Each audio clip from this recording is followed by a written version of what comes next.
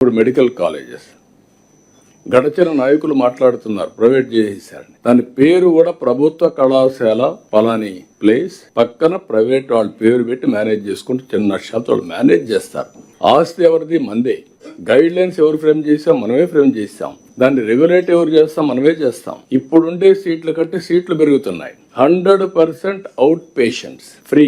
Government hospitals కంటే better గా treatment. 70% in patients మనం పంపించిన ఎన్టీఆర్ వైద్య సేవ పేషెంట్లే ఉంటారు. ఈ రోజు గవర్నమెంట్ హాస్పిటల్ కంటే ఎందుకు ఒకప్పుడు వీళ్లే సీఎం రిలీఫ్ కర్ణాటక లేకపోతే హైదరాబాద్, తెలంగాణ, చెన్నైకి పంపించారు. వై అంటే గవర్నమెంట్ సర్వీసెస్ అన్ని కూడా చాలవనే కదా.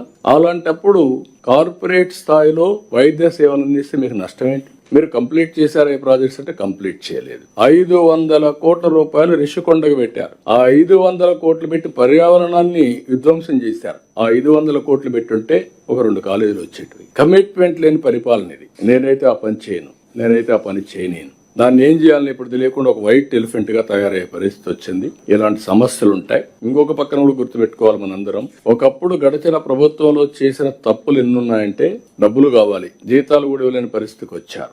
అప్పులు తేవాలి. అప్పులు తేవాలంటే సస్టైనబిలిటీ లేదని ఆలోచిస్తే ఇంట్రెస్ట్ పెంచేస్తారు. మీరు కలెక్టర్స్ కి అందరూ చూస్తూ ఉంటారు. ఎవరైనా ఒక కంపెనీ పెట్టిన వాడు రెగ్యులర్ గా పే చేసి ఆ కంపెనీకి భవిష్యత్తు ఉందనుకుంటే తక్కువ ఇంట్రెస్ట్ రేట్కి ఇస్తాడు. ఎవరైనా ఒక కంపెనీ పెట్టి రిస్క్ ఉందనుకుంటే రిస్క్ ఫ్యాక్టరీ కింద ఇంట్రెస్ట్ రేట్ పెరుగుతుంది.